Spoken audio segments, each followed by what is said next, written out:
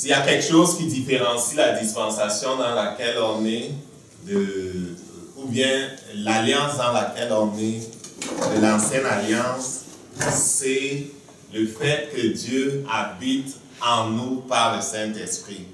Ça, c'est quelque chose qui n'a pas été connu par les gens comme Abraham, par les gens comme Moïse même. Quand on parle de l'ancienne dispensation, on peut parler à partir de Moïse. Moïse a servi Dieu, mais Dieu n'était pas dans l'esprit de Moïse, comme il est dans notre esprit. Quand on lit l'Ancien Testament, et on voit ce qui s'est passé sous l'ancienne dispensation, sous l'ancienne alliance, on peut retrouver dans l'ancienne alliance pratiquement tous les miracles qu'on voit dans le Nouveau Testament. Sous l'ancienne alliance, il y a eu des lépreux qui ont été guéris. Sous l'ancienne alliance, il y a eu des morts qui ont ressuscité. Sous l'ancienne alliance, il y a eu les prophéties. Sous l'ancienne alliance, il y a eu pratiquement toutes les manifestations qu'on a eues dans le Nouveau Testament, à part de Saint-Esprit qui habite en nous et qui parle à travers nous. Amen. Je veux parler du don des langues. Lorsque le Saint-Esprit vient habiter en toi, il veut amener le ciel sur la terre. Et une des façons que Dieu a trouvé d'amener le ciel sur la terre, c'est de bypasser notre âme qui n'est pas encore au niveau de notre esprit pour faire les choses directement à partir de notre esprit. Et c'est à ce moment où, comme Paul le dit, louer par l'esprit ou prier par l'esprit devient très important.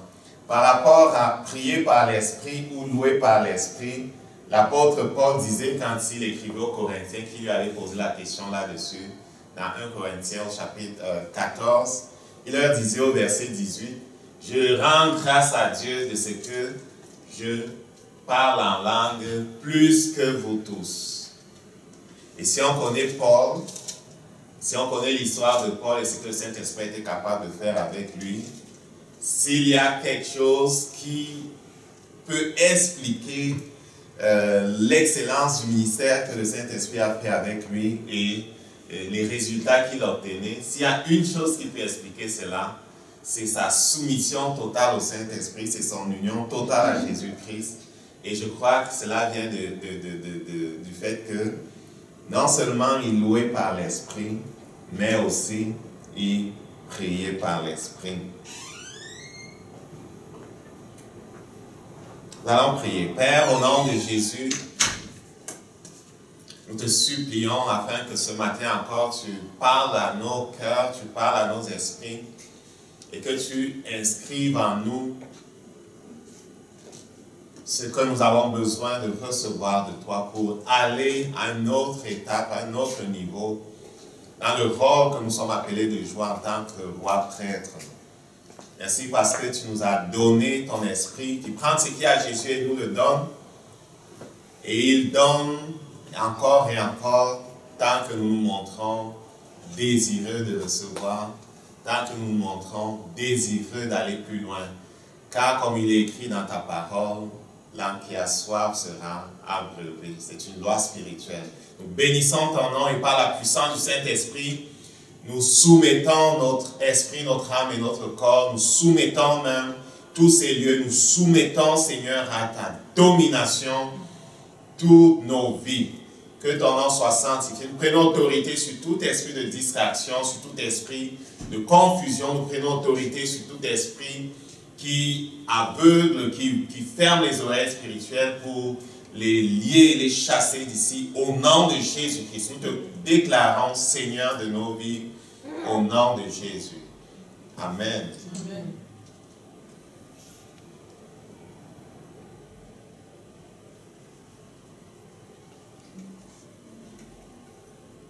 Okay. Je dois dire que quand on parle des dons, il faut comprendre qu'en réalité, quand on parle des dons en référence à 1 Corinthiens 12, à partir du verset 8 jusqu'à 10, souvent on peut l'expliquer mal en croyant que en mettant trop l'accent sur les manifestations plutôt que sur le Saint-Esprit lui-même. Je veux dire ceci. Parfois, tu vas entendre quelqu'un dire que ben, moi j'ai le don des langues, mais je n'ai pas le don de prophétie. Ou quelqu'un va dire que Dieu m'a donné le don de l'interprétation, mais je n'ai pas le don de guérison. Et quelqu'un va dire que ben, j'ai le don de la foi, qui se manifeste souvent, mais je n'ai pas tel autre don. Okay? Dans 1 Corinthiens 12, à partir du verset 8 à 10, il est écrit en effet, à l'un est donné par l'Esprit une parole de sagesse, à un autre une parole de connaissance selon le même Esprit, à un autre la foi par le même Esprit, à un autre le don de guérison par le même Esprit, à un autre le don d'opérer des miracles, à un autre la prophétie, à un autre le discernement des esprits, à un autre la diversité des langues, à un autre l'interprétation des langues. Et c'est quand on lit ça et quand on a souvent écouté les enseignements là-dessus, on a cru que le Saint-Esprit décidait de donner un tel don et pas un tel don. Et on a trop mis l'accent sur les manifestations plutôt que sur le don lui-même. La vérité, c'est qu'il y a un seul don qui nous a été promis de la part de Dieu. Et sur lequel, dès le départ, ce matin, je veux comme mettre l'accent. On l'a déjà dit dans le passé, mais la répétition, c'est la mère de l'apprentissage. Et on va le redire. Il y a en réalité un seul don. Ok? Il disait, avant de s'en aller au ciel, dans Actes au chapitre 1, au verset 8, Jésus-Christ, après sa résurrection, pendant 40 jours, il a été avec les disciples pour leur réexpliquer les choses qu'il leur expliquait pendant qu'il était avec eux et qu'ils n'avaient pas compris. Ils croyaient qu'ils avaient compris, mais ils n'avaient pas compris. Il a cru bon de revenir sur plusieurs choses. Pendant 40 jours, il leur a réexpliqué beaucoup de choses. Et le jour de son élévation dans le ciel, le jour de son retour au ciel, alors qu'eux ils disaient que, bon, Jésus, est-ce que c'est maintenant qu'on va installer le royaume dont Dieu parlait, le royaume va restaurer la dignité d'Israël, le royaume de David, notre Père, est-ce que c'est le temps là? Jésus leur dit non, ce n'est vraiment pas le temps. Ce n'est pas le temps. Et au verset 8, il dit, vous recevrez une puissance, le Saint-Esprit survenant sur vous, et vous serez mes témoins à Jérusalem, dans toute la Judée, dans la Samarie, jusqu'aux extrémités de la terre. Mais vous recevrez une puissance. Ce n'était pas le verset que je cherchais.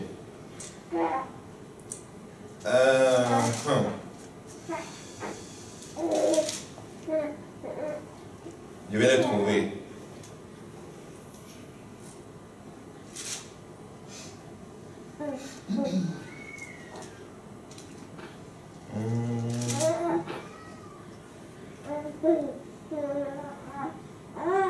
Ok. Donc ici, vous recevrez une puissance, le Saint-Esprit survenant sur vous. Et vous serez mes témoins, Jérusalem, Judée, Samarie, jusqu'aux extrémités de la terre. Et cela arrive 10 jours après son ascension dans le ciel. Alors que les disciples sont dans le lieu, dans la salle haute, en train de prier, le Saint-Esprit descend sur eux conformément à ce que Jésus-Christ avait promis. Le Saint-Esprit ne descend pas pour rester sur leur corps, mais le Saint-Esprit descend vraiment dans leur esprit. C'est la différence qu'il y a entre l'ancienne alliance et la nouvelle alliance. Moïse était extraordinaire dans le ministère qu'il a rendu à Dieu. David et tous les autres prophètes étaient extraordinaires dans le ministère qu'ils ont rendu à Dieu. Mais le Saint-Esprit n'a jamais habité dans leur esprit. Le Saint-Esprit n'est jamais venu habiter à l'intérieur de leur esprit. Pourquoi? Parce qu'ils n'étaient pas nés de nouveau. Parce que leur esprit n'était pas recréé. Ok? Donc, lorsque cela se passe, les disciples se mettent à parler en d'autres langues. Ils se mettent ce matin-là de la fête on célébrait à Jérusalem, si je ne m'abuse, la fête des récoltes. En tout cas, c'était la Pentecôte. Ok? C'est une fête qui était célébrée anciennement aussi dans l'Ancienne Alliance. Donc, on célébrait ce matin à Jérusalem. Il y avait plusieurs gens qui étaient venus de partout. Et ils voient les disciples qui sont en train de parler. Et en les écoutant, ce n'était pas le hébreu, ce n'était pas l'araméen, ce n'était pas le grec, ce n'était pas l'arabe qu'ils étaient en train de parler, ce n'était pas le phénicien, ce n'était pas rien qu'ils parlaient. Ils parlaient dans un langage qui était comme... ils parlaient dans une langue, ils parlaient et les autres les écoutaient dans leur propre langage. Ils parlaient dans un langage qui est celui de l'esprit, mais la puissance de Dieu faisait que chacun d'eux les écoutait comme dans son propre langage. Et c'est vrai que le miracle qui s'est fait ce jour-là était différent de ce qu'on a dans nos églises aujourd'hui. Mais c'est que je voulais mettre l'accent sur le fait que c'est le don du Saint-Esprit qui est le principal.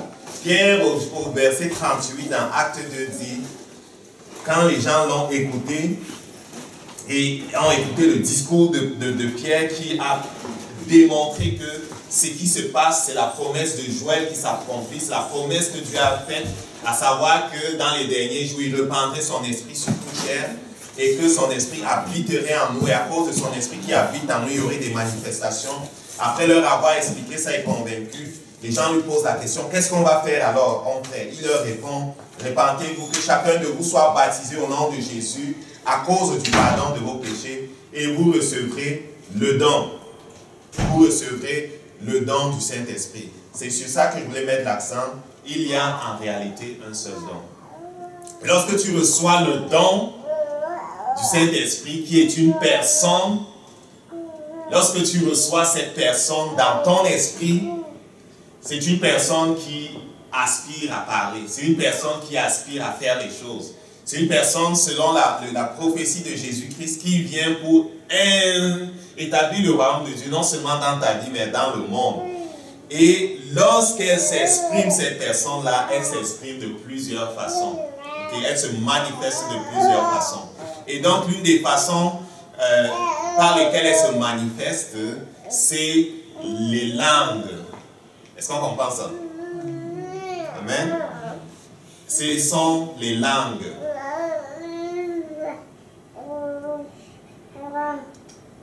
Il faut comprendre que toute manifestation du Saint-Esprit est surnaturelle.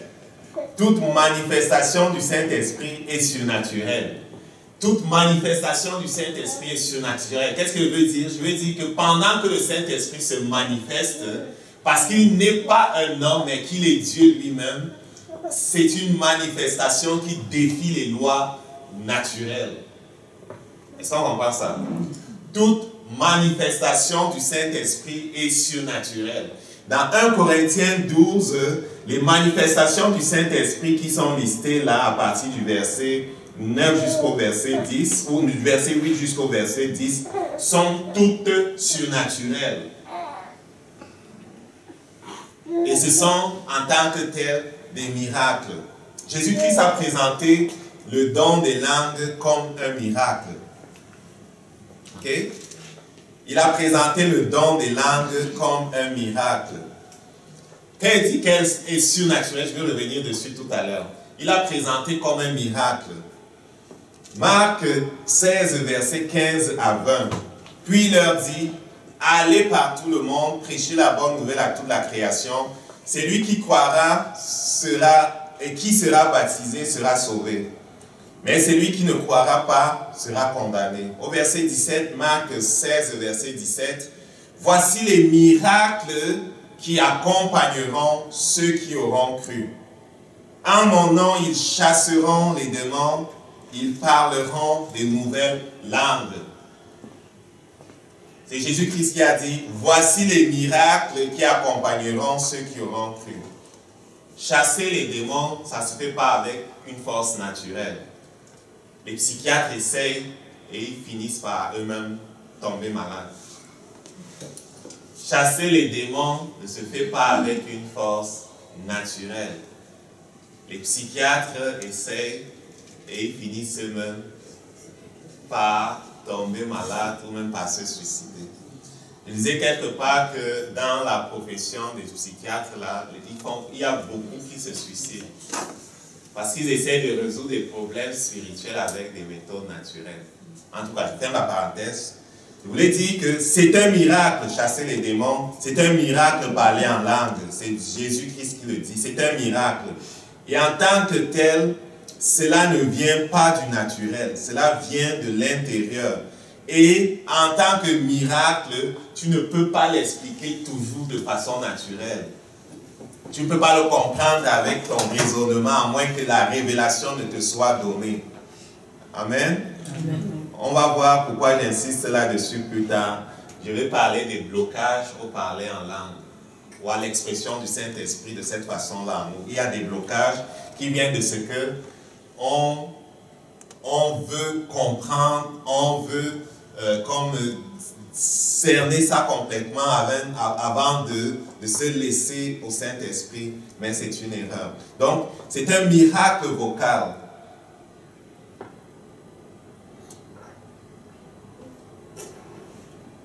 Le Saint-Esprit ne contrôle pas ta langue pendant qu'il se manifeste. Il a besoin de ta collaboration et de ta foi, ok? Et il ne veut pas te forcer. Mais comme il est écrit dans la parole, si tu ouvres ta bouche dans la foi, il va la remplir. Donc c'est comme une collaboration et du disciple de Jésus-Christ qui parle dans la foi et du Saint-Esprit qui lui donne les mots à prononcer. C'est le Saint-Esprit qui inspire, mais c'est toi qui décides de prononcer les mots. Ton intelligence est pratiquement exclue de ce processus-là. Paul l'a exprimé ainsi.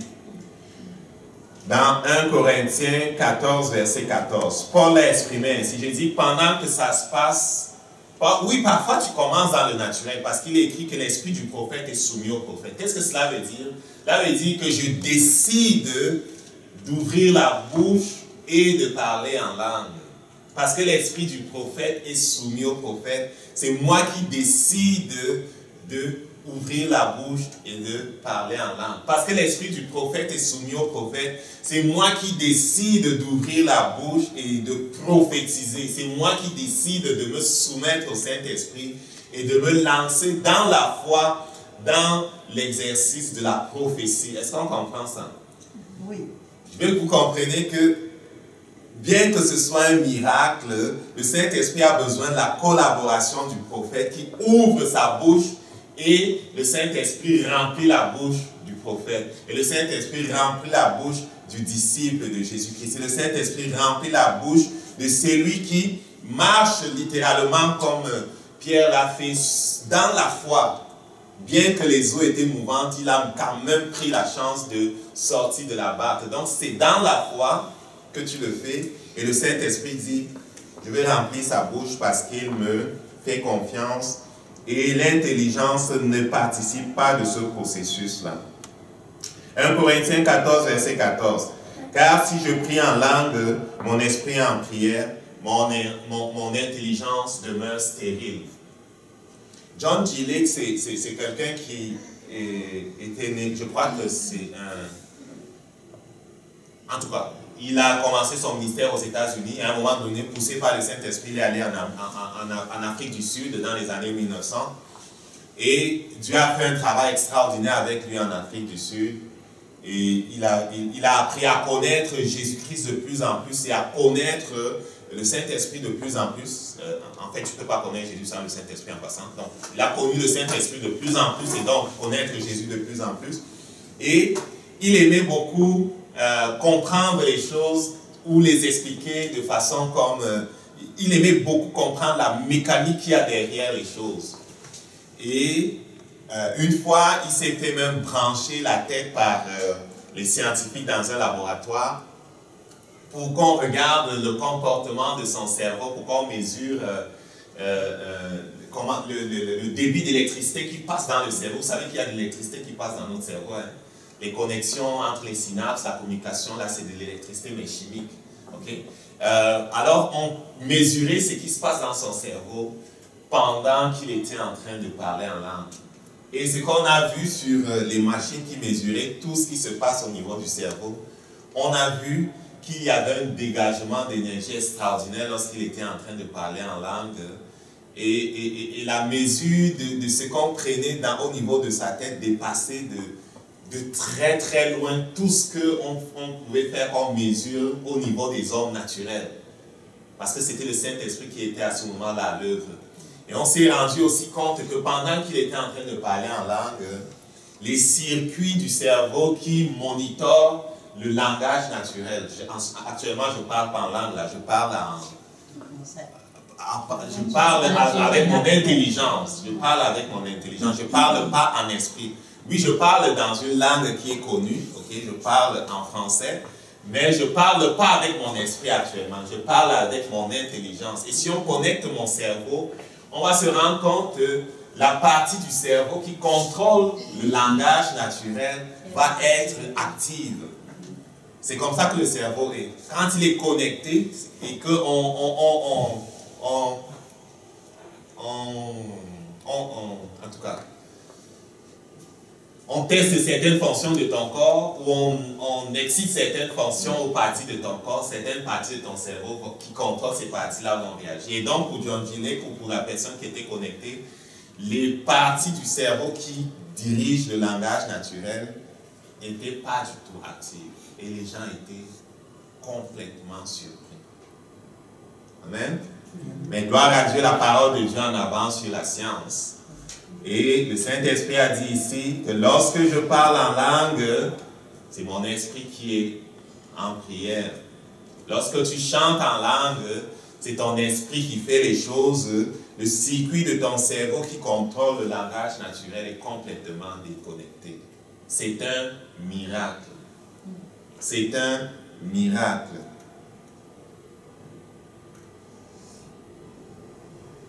Dans le Nouveau Testament, le baptême dans le Saint-Esprit,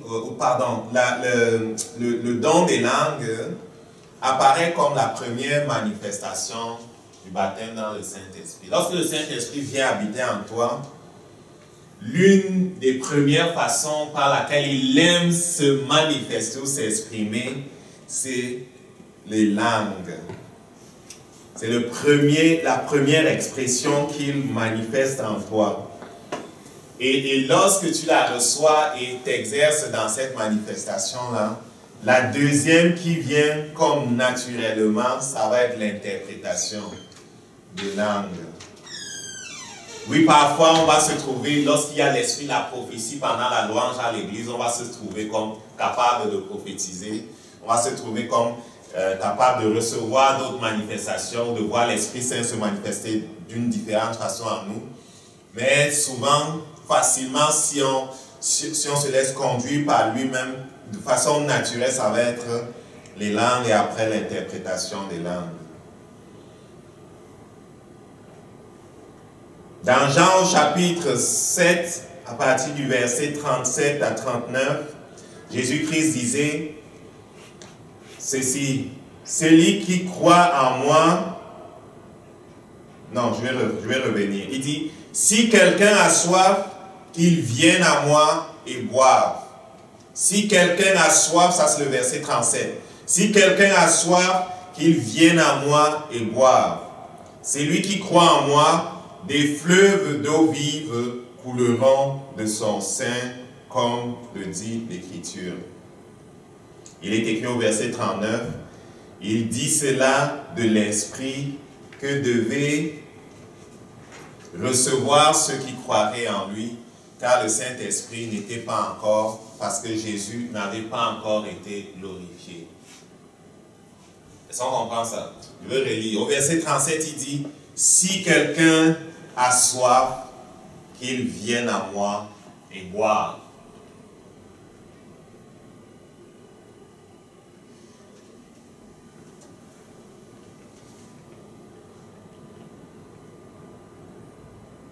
L'une des raisons pour lesquelles on ne voit pas beaucoup de manifestations souvent de Dieu en nous, c'est qu'on n'a pas soif. C'est qu'on n'a pas soif. Les pharisiens n'avaient pas soif. ils étaient satisfaits de ce qu'ils avaient. Et quand Jésus leur disait qu'on ne peut pas mettre du vin nouveau dans des vieilles outres, ils ne comprenaient pas. Quand Jésus leur parlait de choses nouvelles qui étaient même terrestres, ils ne comprenaient pas. Ils n'étaient pas capables de les recevoir. Les disciples eux-mêmes n'étaient pas capables de recevoir tout ce que Jésus leur donnait. Mais Jésus dit, si quelqu'un a soif, au moins ils avaient soif. Au moins ils avaient soif. Mais les pharisiens n'avaient pas soif. Ils n'avaient pas soif. Et le Saint-Esprit ne sera pas capable de nous amener à un autre niveau si on n'a pas soif. En parlant de la manifestation du Saint-Esprit, ou des manifestations du Saint-Esprit, cela vaut pour les langues et il faut que tu aies soif. Est-ce que tu as soif? Est-ce que tu as soif? Hein? J'ai pensé soif puisque ça... Non, c'est pas ça. Ça marche pas. C'est pas ça. Non, ça marche pas pour moi. Comment ça marche pas pour toi? Suzanne, c'est parce que tu analyses, ta tête est dans le chemin. Je répète des affaires que j'ai entendues. Fait que ça, c'est pas vrai. C'est de faux pour moi. On s'en vient. Si quelqu'un a soif, qu'il vienne à moi et boive. Il ne suffit pas d'avoir soif, il faut venir à Jésus. Il ne suffit pas de venir, il faut boire.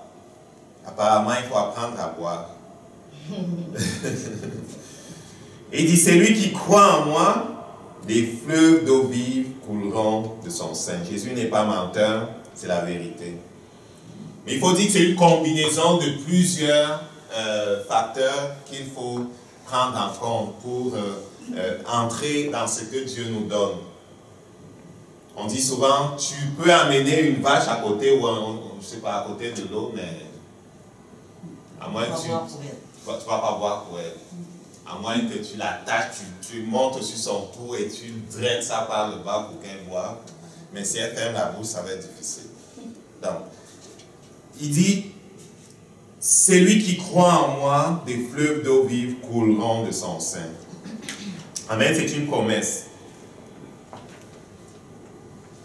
Je vais sauter beaucoup de choses pour parler peut-être en 5 minutes de l'intérêt de parler en langue. On reviendra. Hein? Excusez, ce que j'ai dit tout à l'heure, Tétania ne souhaite pas, là, j'avais envie qu'elle entende ça. En tout cas, on va l'entendre à un moment donné. Ben, prends-la le CD. On n'a pas beaucoup de temps, je vais parler rapidement de l'intérêt de parler en langue. Pourquoi c'est important de parler en langue? Parce que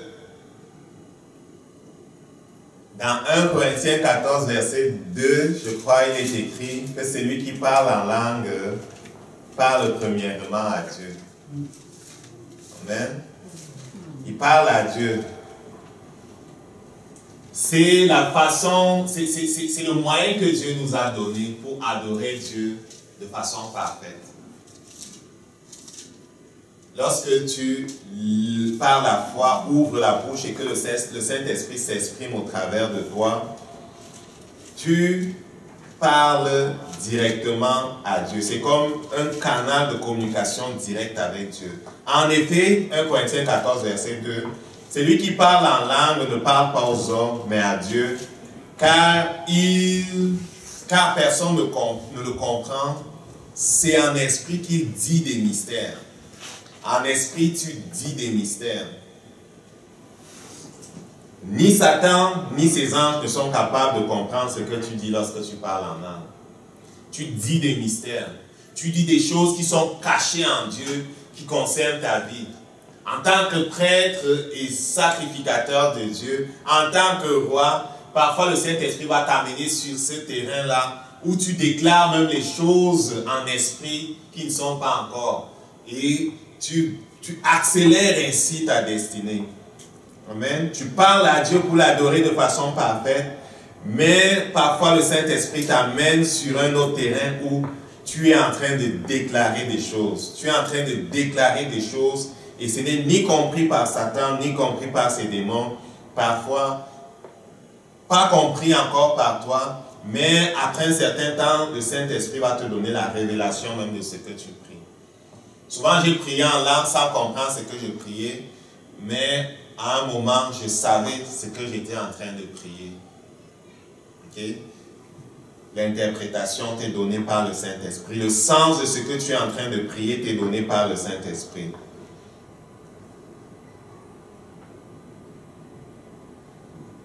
Important de prier en langue, pourquoi? Parce que notre intelligence est limitée. Notre intelligence est limitée. Notre intelligence est limitée et n'est pas capable de prier de façon parfaite. Elle a besoin de l'aide du Saint-Esprit. Et donc quand tu pries en langue, tu dis des choses qui sont vraiment parfaites en accord avec le dessein de Dieu, la volonté de Dieu. Et il n'y a pas de limitation de ton intelligence, de limitation de ta compréhension, de ton raisonnement. Et tu pries de façon parfaite. Amen.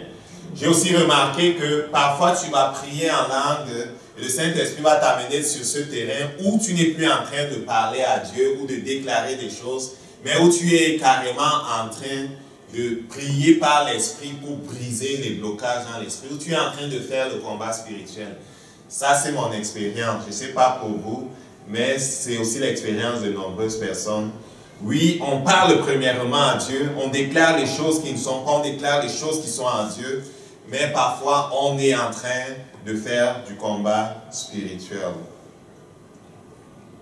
Prier en langue permet au Saint-Esprit de nous édifier, de nous rendre forts. Amen. Dans 1 Corinthiens 14, verset 4, il est écrit, « Celui qui parle en langue s'édifie lui-même. Celui qui prophétise édifie l'Église. » Actuellement, à quelque part, je suis en train de parler sous l'influence du Saint-Esprit. J'édifie l'Église. Mais si je me mets à parler en langue dans ma chambre ou dans mon auto, je n'édifie personne, je m'édifie moi-même. Donc, celui qui parle en langue s'édifie lui-même. Il se bâtit de l'intérieur.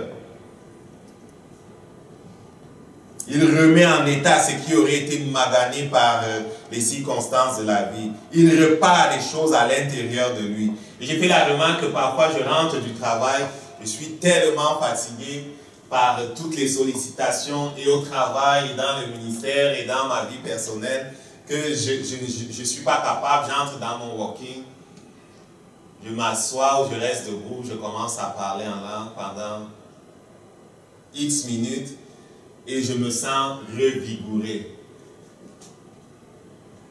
Donc, celui qui parle en langue s'édifie lui-même. Le terme là veut dire se remettre, veut dire aussi se remettre en état, se rebâtir, se réparer. Et je me sens revigoré. Donc, parfois, lorsque tu te sens fatigué, lorsque tu te sens abattu, tu peux commencer à parler en langue ou à louer en langue. Et l'énergie du Saint-Esprit va venir dans ton corps, va partir de ton esprit pour venir dans ton corps afin de réparer dans ton âme ce qui ne va pas. Réparer dans ton corps ce qui ne va pas. C'est ce que veut dire s'édifier. Cela veut dire bâtir, énergiser, remettre en état, réparer, ok? Établir. Donc tu t'encourages toi-même lorsque tu pries en langue. C'est pour ton édification personnelle. L'apôtre Paul, en tout cas, disait « Je rends grâce à Dieu de ce que je prie en langue plus que vous tous. » L'un des bénéfices du parler en langue, c'est que cela t'amène sur un terrain où le Saint-Esprit va te révéler de plus en plus des choses. Cela ouvre comme tes oreilles spirituelles. Je me suis rendu compte qu'il y avait plus de révélations qui venaient vers moi à cause de ce que je parlais de plus en plus en langue. La vérité, c'est que lorsque tu parles en langue, c'est comme si tu ouvrais la porte qui va permettre à Dieu de se manifester de plus en plus en toi. Tu soumets tes membres, tu soumets ton âme à l'influence du Saint-Esprit. Tu donnes plus de place au Saint-Esprit dans ton âme et dans ta vie. Et donc, il y aura plus de manifestations. C'est comme si, et c'est la vérité, c'est le portail vers le surnaturel.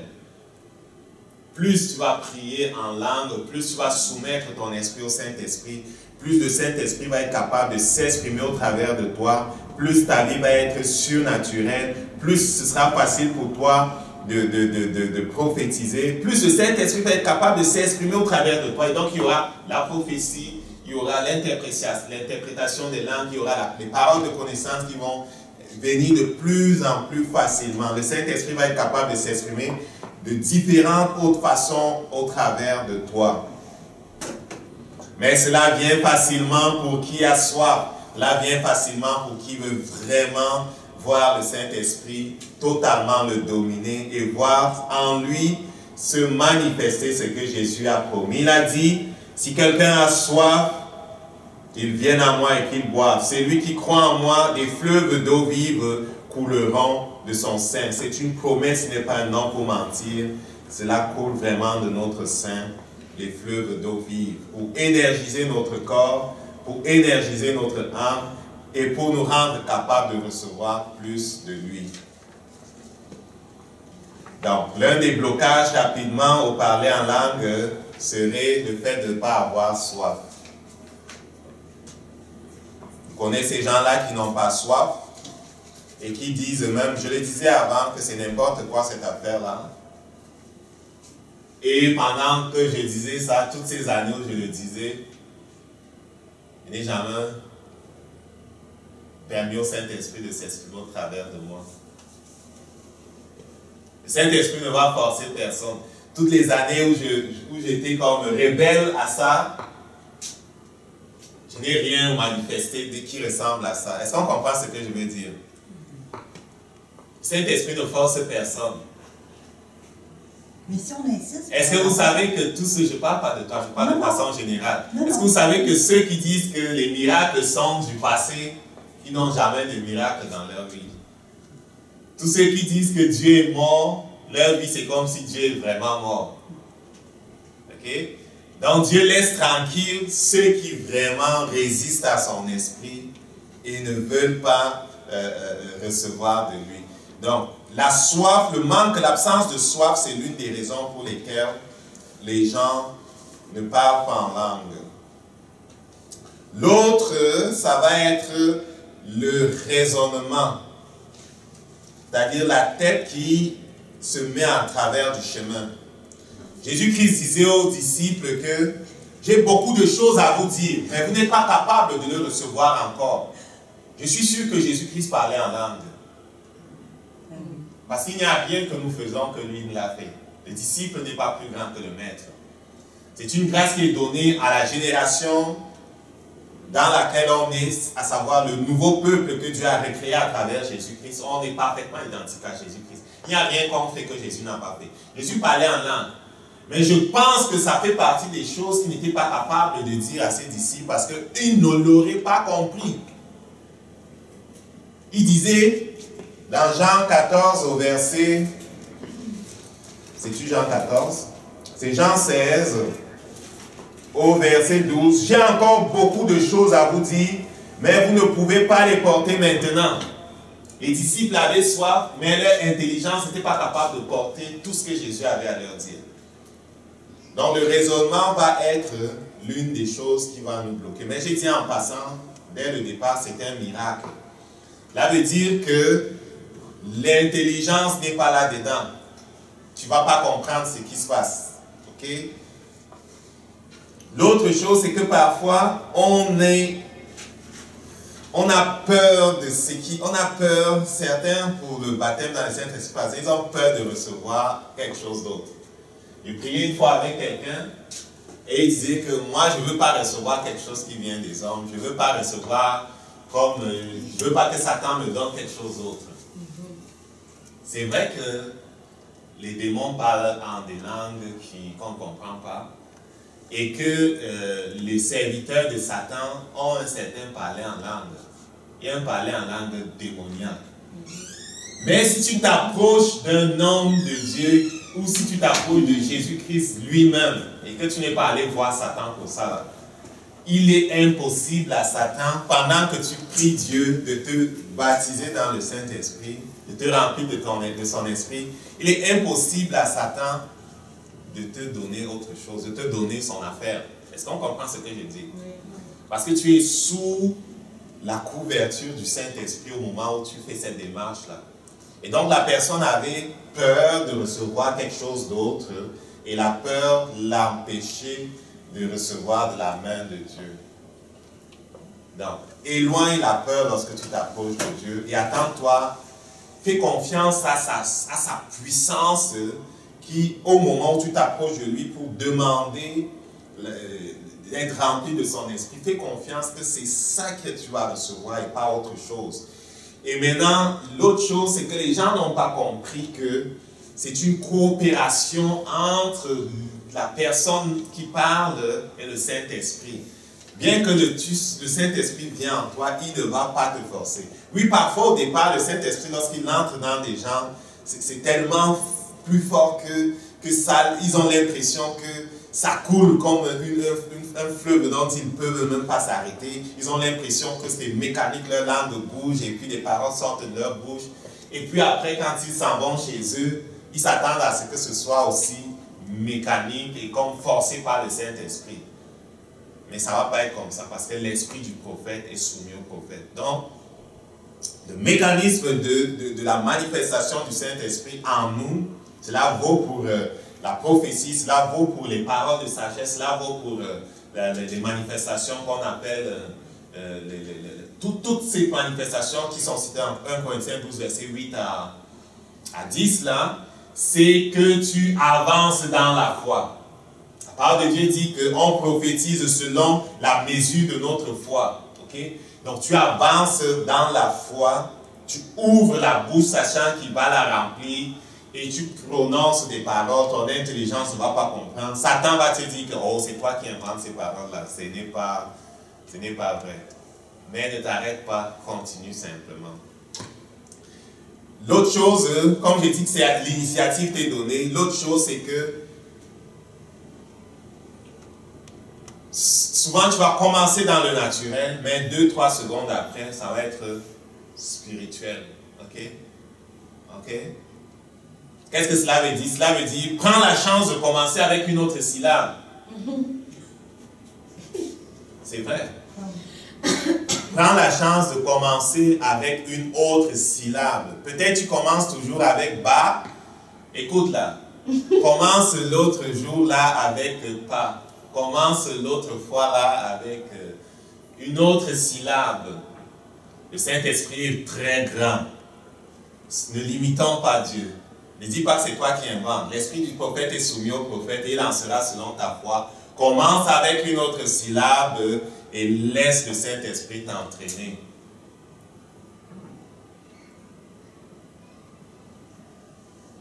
Si j'aime John G. Lake, c'est parce qu'il a été capable de comprendre la mécanique qu'il y a à l'arrière, par exemple, du don de guérison, de la guérison. Ok? Beaucoup de gens font des choses sans comprendre la mécanique qu'il y a en arrière. Mais il y a une mécanique en arrière de tout. Il y a des principes en arrière de tout. Et quand tu comprends les principes, ça devient facile. Il y a des principes en arrière de tout. Et la combinaison de ces principes-là permet de rendre les choses faciles. Amen. Amen. Ok, on va se lever debout, on va pratiquer. C'est aujourd'hui grand jour. Amen. Ok, on va se lever debout.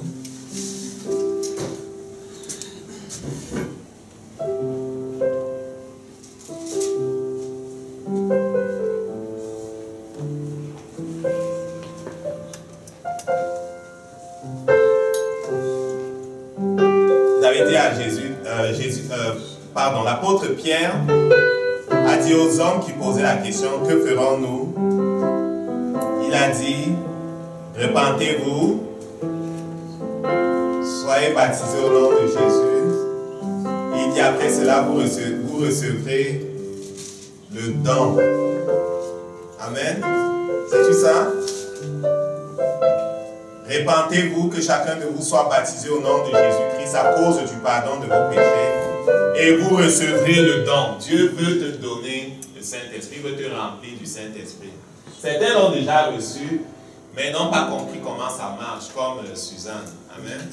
Parce que quand tu pries, quand on priait chacun de nous pour accueillir Jésus dans nos cœurs, on n'a pas prié 5 fois. On a dit, Jésus, je reconnais que je suis pécheur, si tu es mort à la croix pour moi, je prie que tu viennes selon ta promesse habiter dans mon cœur. Et il est venu. Amen. C'est la même chose avec l'invitation du Saint-Esprit dans ton esprit, ou bien avec la demande à Jésus-Christ de te baptiser. C'est exactement la même chose. Amen. Est-ce qu'on comprend ça? C'est par la foi que tu crois que parce que j'ai demandé, je reçois. C'est lui-même qui dit que lorsque tu demandes quelque chose dans la foi, crois que tu l'as reçu. Il ne veut pas il ne dit pas que si tu sens si tu sens ça, il dit non. Crois que tu as reçu ce que tu as demandé. Est-ce qu'on comprend ça? C'est des principes. Crois que tu as reçu ce que tu as demandé. Tu n'es pas approché. Tu ne t'approches pas d'un Père qui ne veut pas donner. Tu t'approches d'un Père qui veut te remplir. Crois que tu as reçu lorsque tu demandes. Et maintenant, agis en conséquence. Agir en conséquence veut dire ouvre ta bouche parce que tu as reçu. Sachant que l'esprit du prophète est soumis au prophète. Ouvre ta bouche et prononce les paroles qui montent de ton cœur. Ne laisse pas Satan te bloquer. Amen. Donc on va prier pour ceux qui veulent, parce qu'elles ont soif de voir en Dieu se manifester le Saint-Esprit, qui veulent le Saint-Esprit dans leur esprit.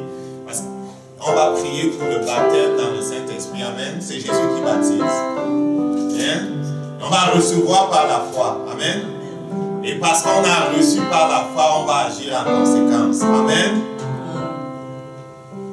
Répétez après moi. Père, au nom de Jésus, je te rends grâce parce que tu m'as recréé en Jésus-Christ. Je suis une nouvelle créature. Tu m'as donné ta vie. Tu as fait de moi un roi prêtre. Tu as fait de moi le frère de Jésus-Christ. À cause du Saint-Esprit qui m'a recréé, je suis parfaitement identique à Jésus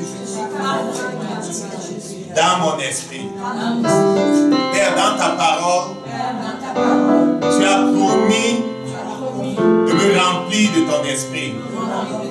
Tu as dit dans les derniers jours, j'enverrai mon esprit sur toute chair, afin que je sois capable de prophétiser, de coopérer avec le Saint-Esprit et de marcher comme Jésus-Christ. Père, je m'approche de toi ce matin pour te supplier au nom de Jésus de me remplir de ton esprit selon ta promesse. Père, je te supplie de me remplir de ton esprit selon ta promesse. À cause de ta fidélité, je reçois dans la foi le Saint-Esprit dans mon esprit. Saint-Esprit, je t'accueille. Manifeste Jésus en moi.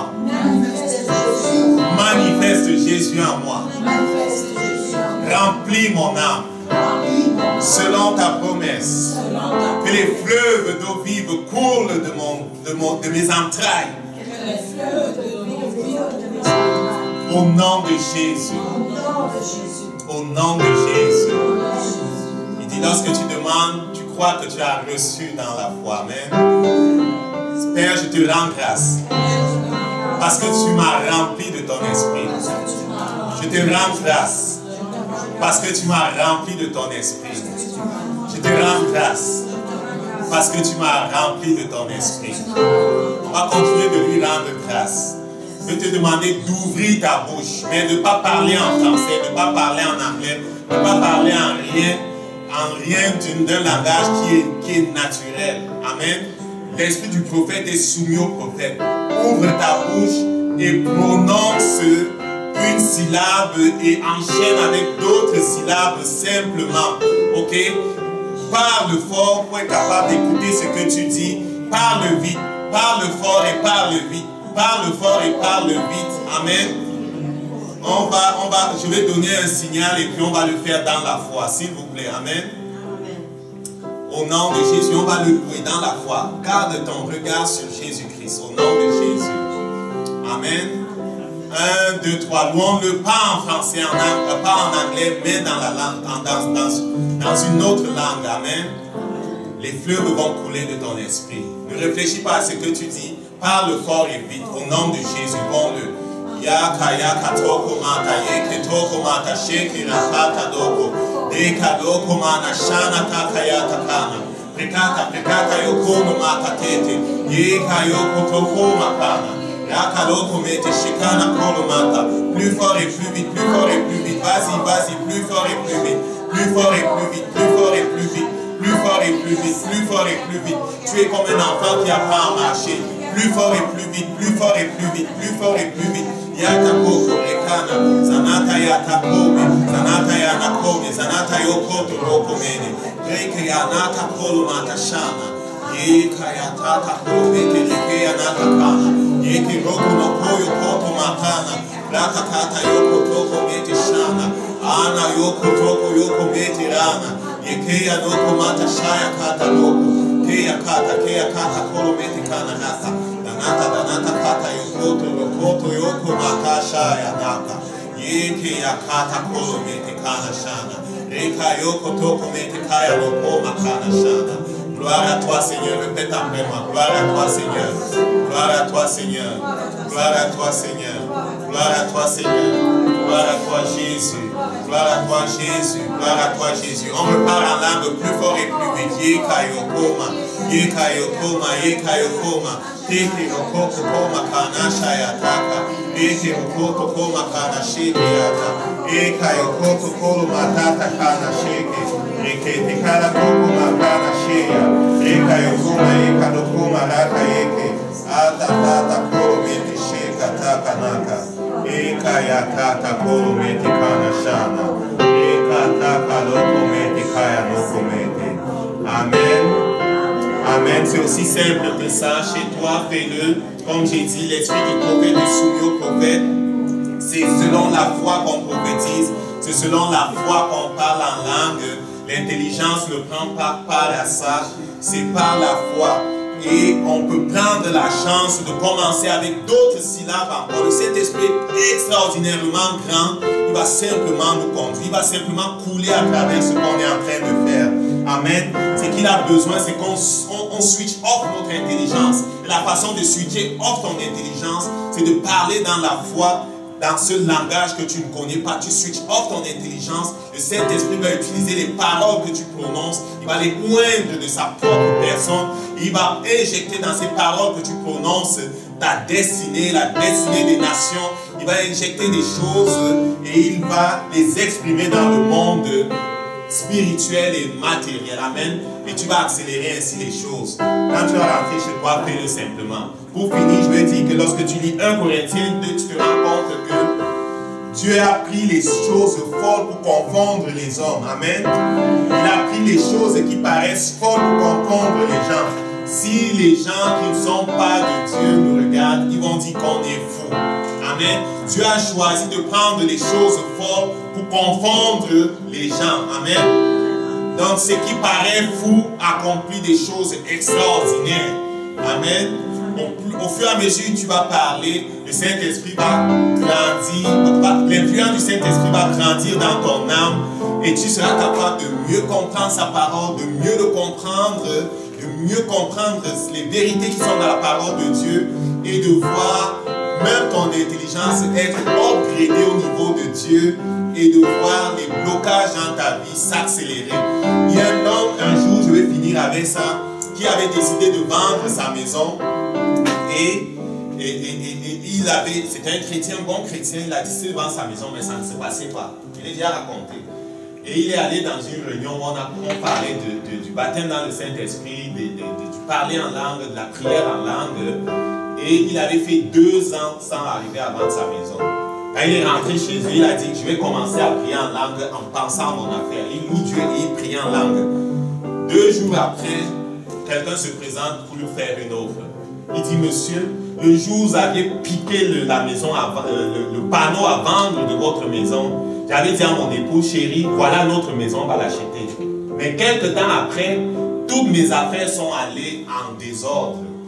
Je n'ai pas pu mettre mes finances en ordre pour avoir la mise de fonds afin de venir conclure avec vous. Mais il y a 2 jours, tout est rentré dans l'ordre. Il y a 2 jours, il est allé et il a appris qu'il fallait qu'il apprenne à prier, pas seulement avec l'intelligence, mais en langue. Et je vous ai dit que lorsque je prie en langue, je me sens transporté par le Saint-Esprit dans ce lieu où je sais que je suis en train de briser des choses, parce que c'est le combat spirituel. Et il y a 2 jours, lui dit le monsieur, toutes les choses sont rentrées dans l'ordre. Voici, je suis capable de te faire une offre parce que j'ai l'argent pour acheter. Amen. Amen.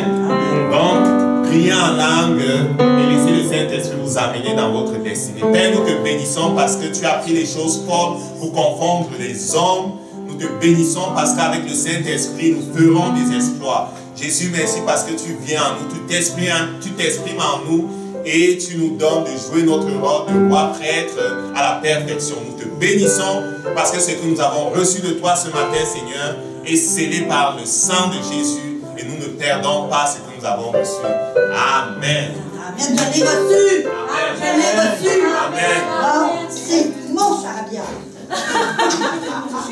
Je l'ai dit. Mais ça fait des années, je Mais sais. c'est parce que tu t'analyses trop, c'est Non. simple. Non, je ne sais pas, ça marche. Ok. Jean, prends le remonte. Fais-les. Fais-les souvent. Ben oui, je vais faire On va laisser emballer. j'essayais, mais j'avais toujours les cours. Dans le temps qu'on faisait les